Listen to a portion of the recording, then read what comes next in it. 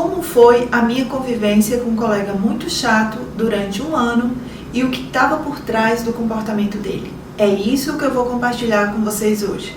A todos vocês, podem entrar, sintam-se em casa, sejam muito bem-vindos. Eu trabalhava em uma empresa, em uma sala bem grande, éramos em torno de 30 pessoas mais ou menos.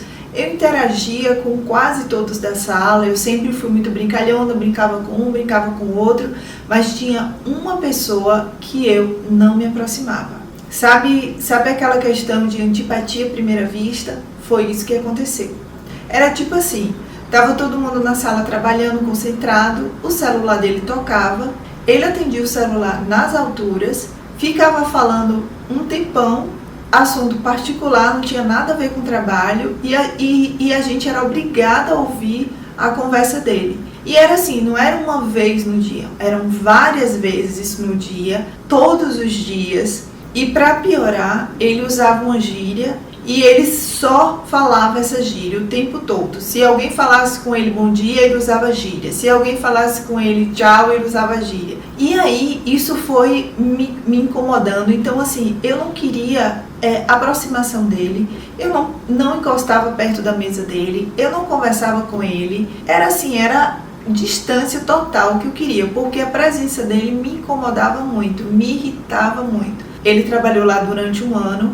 E nesse um ano completo, não teve uma única vez que eu me aproximei dele para puxar a conversa, para falar alguma coisa com ele. Ele, em contrapartida, também não se aproximava. Acho que ele percebia que eu não ia muito com a cara dele, ou talvez ele também não fosse com a minha. E assim passou-se esse um ano.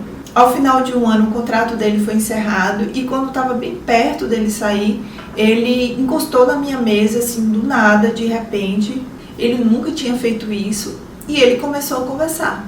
E mais do que conversar, ele começou a falar da vida dele. Ele era um homem que estava com o coração cheio de mágoa, um ressentimento, assim, absurdo.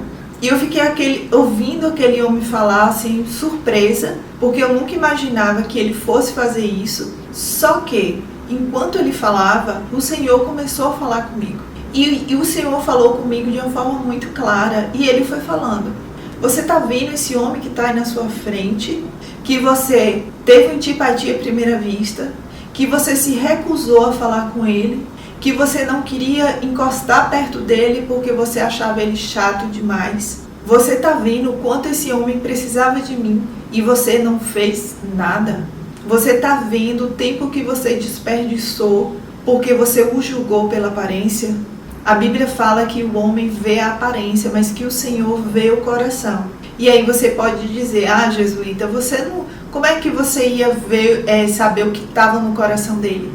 Eu sequer me interessei em saber o que poderia ter no coração dele. Eu sequer dei espaço para esse homem se aproximar de mim. Eu o rejeitei desde a primeira vez, sem nunca ter trocado uma palavra com ele. Sabe aquela coisa que às vezes a gente fala, eu não conheço fulano, mas eu não fui com a cara dele. O que eu aprendo com isso? Eu aprendo 3 coisas. Primeiro, que o meu egocentrismo era superior a tudo. A gente só se preocupa com o nosso bem-estar. Tudo que eu queria era ficar longe do cara chato. Em nenhum momento eu pensei que poderia ter alguma coisa por trás do comportamento exagerado dele. Às vezes a gente vê pessoas muito extrovertidas, super comunicativas, que onde chega chama atenção, excessivamente simpáticas, e aí a gente olha e pensa assim, poxa, essa pessoa sempre de bem com a vida, mas às vezes não. A Bíblia fala que até no riso o coração sente dor e que o final da alegria é tristeza. Às vezes essas pessoas usam esse comportamento assim exagerado até para esconder a dor que carrega, como era o caso desse colega. Quantas pessoas como ele podem estar perto de você? Um vizinho, um colega de escola, um colega de faculdade, um colega de trabalho, um cliente. Talvez essa pessoa que constantemente te chateia só precise de um pouquinho do seu tempo para que você ouça o que ela tem para falar. A segunda coisa que eu aprendo é que tem pessoas que passam na nossa vida somente uma vez e a gente não vai ter uma segunda oportunidade de fazer diferença na vida dela. Além disso, tem uma coisinha chamada tempo e que se a gente perder, na maioria das vezes não volta mais. Quando ele estava falando comigo, eu ainda tentei falar algumas coisas para ajudar, mas não era mais o tempo. Eu era uma desconhecida. Eu tive um ano para me aproximar dele, para fazer amizade com ele, aí seria diferente. E aí você pode perguntar: ah, Jesuíta, mas ele não estava lá na sua mesa abrindo o coração dele para você? Aí entra a terceira coisa que eu aprendo: como Deus é bom. Ele não nos deixa no erro.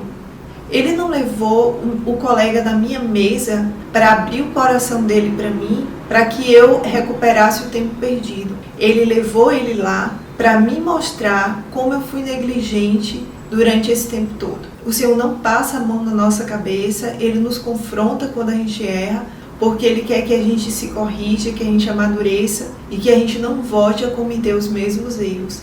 Quanto ao meu colega, eu creio que Deus usou outras pessoas para falar o que eu não falei, mas eu perdi a grande oportunidade de ter deixado Deus me usar e ter sido bênção na vida dele.